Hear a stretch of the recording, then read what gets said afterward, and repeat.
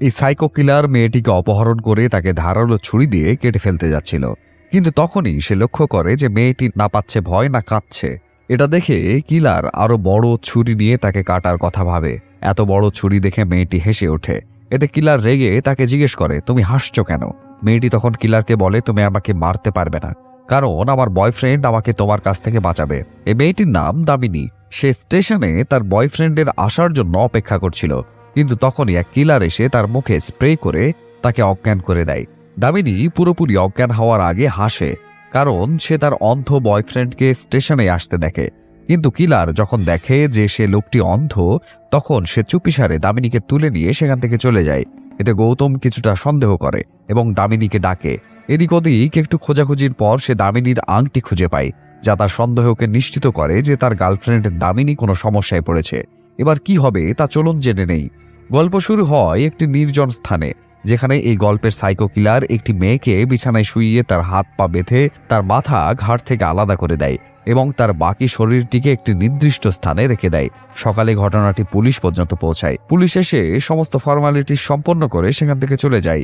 এই শহরেই আমাদের হিরো গৌতম থাকে, যে দেখতে পায় না, কিন্তু সে দামিনী নামে এক রেডিও জকির শো শোনার জন্য খুব আগ্রহী থাকে।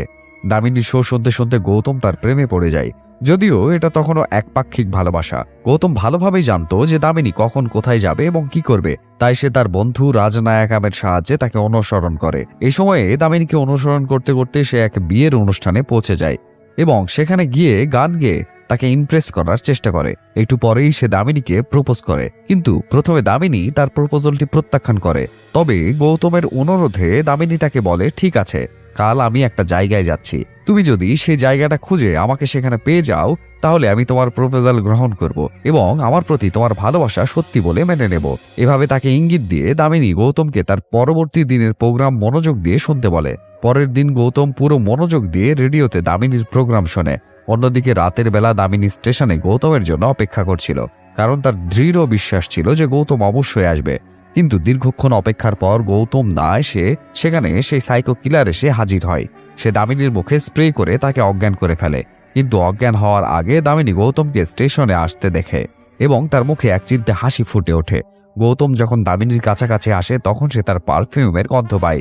গৌতম দামিনীকে ডেকে ব্রেঞ্চের দিকে এগিয়ে যায়, কিন্তু কৌশলে সেই সাইকো কিলার চুপিসারে দামিনীকে তার কাঁধে তুলে নিয়ে গৌতমের সামনে দিয়ে চলে যায়। এই দৃশ্য শোনায় যতটা চমৎকার লাগে, বাস্তবে এটি আরো বেশি শীতল ও রোমাঞ্চকর অভিজ্ঞতা দেবে।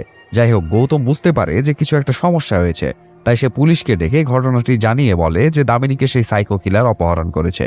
ওইদিকে সেই সাইকো কিলার দামিনীকে এক জায়গায় নিয়ে গিয়ে তার হাত পা কাটার জন্য প্রস্তুত ছিল। ঠিক তখনই তার নজর পড়ে দামিনীর মুখের দিকে, যেখানে কোনো ভয়ের ছাপ নেই, বরং উল্টো সে হাসছে। কিলার তাকে জিজ্ঞেস করে, তুমি হাসছো কেন? তোমার মুখে কোনো ভয় নেই কেন? দামিনী তাকে জানায়, আজ থেকে ঠিক 7 দিন পর আমার জন্মদিন, আর আমার জন্মদিনের মধ্যে যদি আমি গৌতমের কাছে না পৌঁছতে পারি, তবে সে আমাকে যে কোনো জায়গা থেকে খুঁজে বের করবে। এসব শুনে কিলার দামিনীকে মারে না এবং তার চ্যালেঞ্জ গ্রহণ করে। কিছুক্ষণ পর কিলার বাইরে গিয়ে একজন যৌনকর্মীকে বুক করে এবং অজ্ঞান করে নিজের কাছে নিয়ে আসে। দামিনীর জায়গায় তার হাত পা বেঁধে তার মাথা থেকে দেহ আলাদা করে দেয়। এসব দেখে কিলার দামিনীকে বলে, যখন গৌতম তোমাকে খুঁজতে এখানে আসবে, তখন আমি তার মাথা কেটে তোমার হাতে এবং তোমার মাথা কেটে তার হাতে রাখবো। পরদিন কিলার যৌনকর্মীর দেহ বাইরে ফেলে দেয়। দ্রুত পুলিশ সেখানে পৌঁছে যায়। পুলিশ অফিসার মথু কমিশনারকে জানায় যে দামিনীর বাবা নিশ্চিত করেছে এটি দামিনীর দেহ নয়। দেহটি সম্পর্কে শুনে গৌতমও সেখানে আসে এবং গন্ধ থেকে বুঝতে পারে এটি দামিনী নয়। গৌতম দ্রুত সুশীলা নামে এক সাইকিয়াট্রিস্টের কাছে যায় এবং তাকে জানায় দামিনী এখনো জীবিত। ডক্টর সুশীলা বলে এটা হওয়া সম্ভব নয়, কারণ যে কিলার মেয়েদের অপহরণ করে সে তাদের হত্যা করেই ছাড়ে। তবে দামিনীর ক্ষেত্রে কি আলাদা ঘটেছে? সাইকিয়াট্রিস্ট গৌতমকে সাহস দিয়ে বলে, 1.5 বছর ধরে পুলিশ তার পিছু নিয়েছে, কিন্তু এখনো তাকে ধরতে পারেনি। হয়তো এবার তুমি তাকে ধরতে পারবে। এরপরও গৌতম সাহায্যের জন্য পুলিশ কমিশনারের কাছে যায়। তখনই এক কনস্টেবল আকবর তাকে কমলা নামে এক প্রাক্তন পুলিশ অফিসারের কথা জানায়, যে আগে এই কেসে কাজ করেছে। কমলার ঠিকানা খুঁজে গৌতম দ্রুত তার বাড়িতে যায় এবং তাকে দামিনীর ব্যাপারে সবকিছু জানায়। তবে কমলা তাকে সেখানে আসতে মানা করে এবং তার সাথে খারাপ ব্যবহার করে। আসলে একটি দুর্ঘটনায় কমলা তার 2 হাত পা হারিয়ে হুইল চেয়ারে আটকা পড়েছিল। এতে রাগান্বিত হয়ে গৌতম তাকে এক চড় মেরে সেখান থেকে চলে আসে। অন্যদিকে পুলিশ ওই যৌনকর্মীর এলাকায় এক মহিলার সাথে কথা বলে। মহিলা জানায়, গত রাতে রানী আমাকে ফোন করে জানায় যে সে তার কাস্টমারের সাথে আছে এবং তার কাস্টমার তাকে ভালো গাড়িতে কোথাও নিয়ে যাচ্ছে এবং দেখতে বেশ ভালোও ছিল। এভাবে কিছু তথ্য সংগ্রহ করে পুলিশ জানতে পারে কিলার একজন ধনী ব্যক্তি। তার বয়স প্রায় 28 থেকে 30 বছরের মধ্যে এবং তার এক বা দুটি বিলাসবহুল গাড়ি থাকতে পারে। যাই হোক, সেই রাতেই কমলা তার মাকে নিয়ে গৌতমের বাড়িতে আসে। এবার সে সিদ্ধান্ত নেয় গৌতমকে সাহায্য করবে এবং আর কোনো মেয়ের প্রাণ যেতে দেবে না। কমলা বলে, প্রথমে আমাদের এই কেসের সমস্ত তথ্য সংগ্রহ করতে হবে যা সিআইডির কাছে রয়েছে, তাই আমাদের সেখান থেকে সমস্ত তথ্য আনতে হবে। 1.5 বছর আগে কমলা এই কেসে কাজ করেছিল বলে সে জানত প্রমাণ এবং বিবরণ কোথায় রাখা আছে।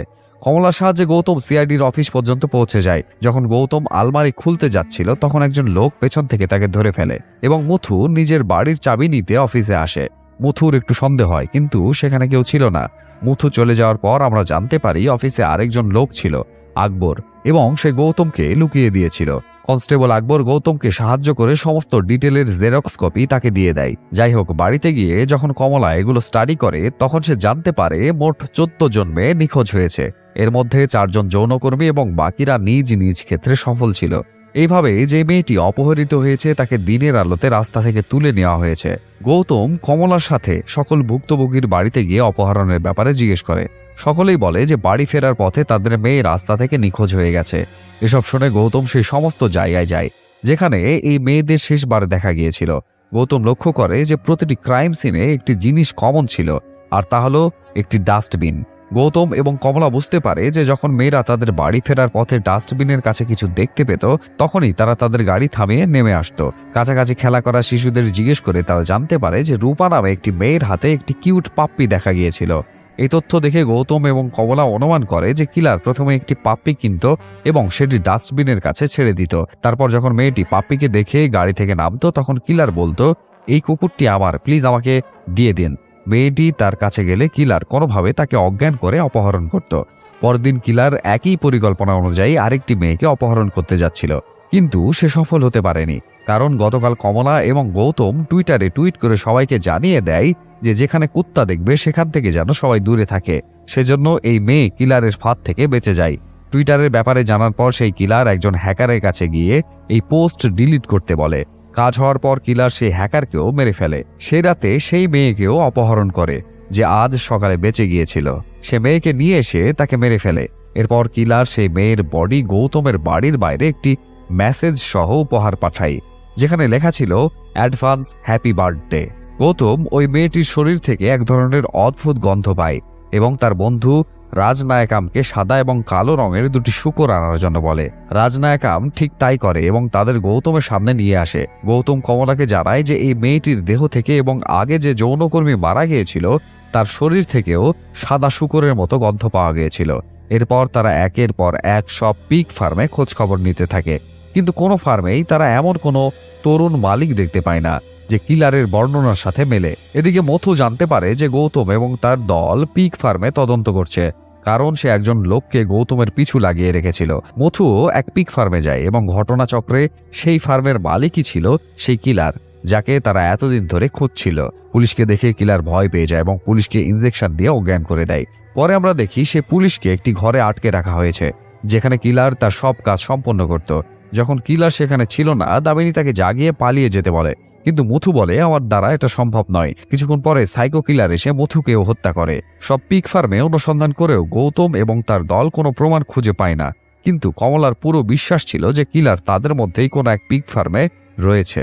ফলাফল না পাওয়ায় গৌতম খুব হতাশ হয় এবং সিদ্ধান্ত নেয় যে আজ রাতে সে একা বাড়িতে থাকবে। কিছুক্ষণ পরে সাইকো কিলারের গাড়ি সেখানে এসে দাঁড়ায়। গৌতম বুঝতে পারে যে এটি কিলারের গাড়ি, তাই সে ইচ্ছাকৃতভাবে বাড়ি থেকে বাইরে বেরিয়ে হাতে একটি ক্যাকটাস গাছ নিয়ে গাড়ির কাছে যায়।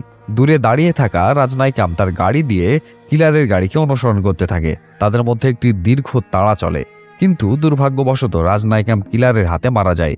কিলার রাজনায়কামের ফোন দিয়ে গৌতমকে ফোন করে জানায় যে আমি দামিনীকে তার জন্মদিনের দিন মেরে ফেলবো। পরদিন গৌতম রাজনায়কামের মৃত্যুর খবর জানতে পারে। এটি শুনে সে খুবই কষ্ট পায়, কারণ রাজনায়কাম ছিল তার চোখের মতো এবং একই সাথে একজন সত্যিকারের বন্ধু। পোস্টমর্টেম করা ডাক্তার গৌতমকে তার জিনিসপত্র ফিরিয়ে দেয় এবং জানায় যে কিলার তার হাতের ছোট আঙুল কেটে নিয়ে গেছে। এসব দেখে গৌতম কমলা এবং তার মাকে জানায় যে সে আর কিলারের পিছনে ছুটবে না। এই কথায় কমলা খুবই রাগান্বিত হয়ে বলে, যদি তোমার এত তাড়াতাড়ি হার মানার ইচ্ছে ছিল তবে আমাকে কেন অন্ধকার থেকে বাইরে টেনে আনলে? আমাকে আশা দেওয়ার কি প্রয়োজন ছিল? সব আমারই ভুল ছিল যে তোমার উপর বিশ্বাস করেছিলাম। যদি সে সময় কলেজের সিঁড়ি থেকে পড়ে না যেতাম তাহলে আমি একাই এই কেস সমাধান করতে পারতাম। কমলার এই কলেজের কথা শুনে গৌতম এবং কমলা সরাসরি সেই কলেজে যায় এবং সেখানে জিজ্ঞাসাবাদ শুরু করে, যেখানে 1.5 বছর আগে কমলা এসেছিল। আসলে সেখানে একজন ছাত্রেরও হত্যাকাণ্ড হয়েছিল এবং সেই সূত্র ধরেই কমলা সেখানে এসেছিল। সিসিটিভি ফুটেজ পরীক্ষা করার পর একজন সন্দেহজনক ব্যক্তিকে দেখা যায়। কমলা এবং গৌতম দ্রুত প্রিন্সিপালের সাথে দেখা করে জিজ্ঞাসা করে, ভিডিওতে আপনার পাশে বসা এই ব্যক্তিটিকে? প্রিন্সিপাল জানায় যে তিনি জানেন না ওই ব্যক্তিকে, তবে এতটুকু বলতে পারেন যে সে একজন বাঁ-হাতি ছিল, কারণ সে পপকর্নটি বাঁ হাতে নিচ্ছিল এবং পুরো ফাংশনের সময় তার ডান হাতটি তার পকেট ছিল। এই তথ্য শুনে গৌতমের মস্তিষ্কে হঠাৎ একটি ধারণা আসে এবং সে দ্রুত গিয়ে রাজনায়িকামের জিনিসপত্র পরীক্ষা করে। এতে স্পষ্ট হয়ে যায় যে কিলারের ডান হাতে ছোট আঙ্গুলটি নেই। আসলে এটি ছিল একটি সূত্র যা গৌতমের বন্ধু তার জন্য রেখে গিয়েছিল। যখন কিলার গৌতমের বাড়িতে এসেছিল তখনই গৌতম তার গাড়ির মাপ নিয়ে ফেলেছিল। এই তথ্যের সাহায্যে সে বিভিন্ন গাড়ি নির্মাণ কোম্পানিতে তদন্ত করে এবং অবশেষে তারা সফল হয়। একটি গাড়ি কোম্পানির লোক জানায় যে ঠিক আপনার বলা অনুযায়ী অঙ্গলিমাল নামে একজন ব্যক্তির নাম রয়েছে, যার একটি হোটেল এবং একটি পিগ ফার্ম রয়েছে।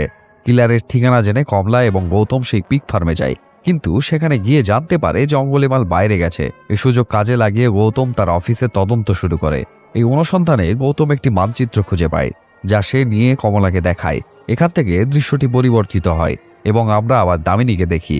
এই বদ্ধ ঘরে দামিনী একজন মহিলাকে দেখতে পায় যে বহু বছর ধরে এখানে বন্দী রয়েছে। দামিনী তাকে জিজ্ঞেস করলে সে জানায় তার নাম র্যাচেল। র্যাচেল অঙ্গুলিমালের শিক্ষক ছিল। অঙ্গুলিমাল একজন অনাথ, আর সে অনাথ আশ্রমে বড় হয়েছে। শৈশবে র্যাচেল তাকে শাস্তি দিয়েছিল, আর সেই শাস্তির প্রতিশোধ নিতে অঙ্গুলিমাল আজ তাকে বন্দী করে রেখেছে। অন্যদিকে কমলা মানচিত্রের উপর দেশলাইয়ের কাঠি বসিয়ে গৌতমকে মানচিত্রটি বোঝার সুবিধা করে দেয়। গৌতম তার আঙুলের সাহায্যে মানচিত্রটি মনে রাখে। তারা স্থির করে যে দুজনেই গিয়ে দামিনীকে সেখান থেকে উদ্ধার করবে। কমলা দিক নির্দেশ করে এবং গৌতম গাড়ি চালায়। অঙ্গুলিমাল দামিনীকে একটি জায়গায় এনে একটি চেয়ারে বসায় এবং তার সামনে তার শিক্ষক র্যাচেলকেও বসায়। আসলে শৈশবে অঙ্গুলিমালের সাথে ঘটে যাওয়া ঘটনাটি সে পুনরায় সৃষ্টি করেছে। তার শিক্ষক র্যাচেল তাকে শৈশবে নিজেকে আঘাত করার শাস্তি দিয়েছিল এবং প্রতিদিন তাকে 60 বার আঘাত করত। অঙ্গুলিমাল তার শিক্ষকের সামনে ক্ষমা প্রার্থনা করে বলে, শিক্ষক, আমাকে ক্ষমা করে দিন, আমি ভুল করেছি। এই নাটকীয়তার পরে অঙ্গুলিমাল এখন দামিনীকে মারার প্রস্তুতি নিচ্ছিল, কিন্তু তখন দামিনী তাকে প্রশ্ন করে যে পুলিশ কর্মকর্তার মৃতদেহ পড়েছিল, সে কে ছিল? এই প্রশ্নে অঙ্গুলিমাল বলে, যখন আমাকে গ্রেফতার করে কিশোর সংশোধনাগারে নিয়ে যাওয়া হয়েছিল তখন সে আমার সাথে খারাপ আচরণ করেছিল, তাই আমি তাকে মেরে ফেলেছি। এদিকে গৌতম ও কমলা সেই জায়গায় পৌঁছায়। তাদের প্রবেশের সাথে সাথেই ফ্যাক্টরির ভেতরের অ্যালার্ম বাজতে শুরু করে। এটি শুনে অঙ্গুলিমাল গৌতমকে মারতে যাওয়ার সময় এলাকার বিদ্যুৎ চলে যায়। আসলে কমলার মা ওই এলাকার বিদ্যুৎ সরবরাহ কেটে দিয়েছিল। অন্ধকারে অঙ্গুলিমাল গৌতমকে খুঁজতে থাকে। সে গৌতমকে ডেকে বলে, আমি হেরে গিয়েছি, আজ তুমি জিতেছ, হয় আমি তোমাকে মেরে ফেলবো নয় তুমি আমাকে মেরে ফেলো। তখন গৌতম সামনে আসে এবং অঙ্গুলিমালের পেটে ছুরি মারে এবং তাকে আহত করে। এরপর গৌতম বৈদ্যুতিক শক দিয়ে অঙ্গুলিমালকে অচেতন করে এবং তার হাতগুলো শিকলে বেঁধে রাখে। পরে গৌতম দামিনীকে খুঁজে তার হাত পা খুলে দেয়। তারা পালানোর সময় অঙ্গুলিমাল চিৎকার করে বলে, শিক্ষক, আমাকে এখানে একা রেখে যাবেন না, আমি একা থাকতে চাই না। এটি শুনে দামিনী চাবিটি তার দিকে ছুড়ে দেয়। অঙ্গুলিমাল চাবি নিতে এগিয়ে গেলে তার শিক্ষক র্যাচেল চাবিটি গিলে ফেলে। অঙ্গুলিমাল তার কাছে গিয়ে তার পেট ফাড়ে এবং নিজেকে শিকল থেকে মুক্ত করে। যখন সে বাইরে আসে ততক্ষণে দামিনী, গৌতম ও কমলা চলে গেছে। পরদিন পুলিশ দামিনীকে সাংবাদিকদের সামনে নিয়ে আসে। দামিনীকে প্রশ্ন করা হলে সে বলে, আমি সেই ব্যক্তির মধ্যে কোনো সাইকো কিলার দেখতে পাইনি, বরং আমি দেখেছি একজন ছোট্ট বাচ্চাকে, যাকে সবাই একা ফেলে রেখে গিয়েছিল এবং তার একাকিত্বের সুযোগ নেওয়া হয়েছিল। আমি যদি তার মা অথবা বোন হতাম তবে হয়তো সে এতটা ভালোবাসা পেত যে সে কখনো সাইকো কিলার হতো না। এভাবে সে তার অনুভূতি প্রকাশ করে। এই সাক্ষাৎকারটি অঙ্গুলিমালও দেখে এবং বুঝতে পারে অবশেষে কেউ তাকে বুঝতে পেরেছে, কেউ তাকে ভালোবাসার চোখে দেখেছে। তার পরাজয় এবং ভুল মেনে নিয়ে অঙ্গুলিমাল একটি পাহাড় থেকে লাফিয়ে আত্মহত্যা করে। এভাবেই আজকের এই চলচ্চিত্রটি শেষ হয়। চলচ্চিত্রটি সম্পর্কে বলতে গেলে সবসময় একটি নিদর্শন দেখা যায় যে কোনো শক্তিশালী গল্প বা চরিত্রে লেখক বা পরিচালক যার সম্পর্কে খারাপ বলতে চান তাকে শুধু খারাপ হিসেবে দেখানো হয়। তবে হয়তো এটাও বলা খুবই গুরুত্বপূর্ণ যে আজ সে যেমন হয়েছে কেন হয়েছে। আমরা যদি শুধুই অঙ্গুলিমালের দিকে তাকাই তাহলে কি আপনি কখনো তাকে ক্ষমা করতে পারবেন যে সমাজ বা মানুষ তার সাথে ভুল করেছে? একজন শিক্ষকের কাজ শিক্ষাদান, কিন্তু একটি ভুলের শাস্তি প্রতিদিন বারবার দেওয়া ঠিক নয়, যেমনটা আমরা এই গল্পে দেখেছি। এর সাথে এই গল্প এখানেই শেষ হয়।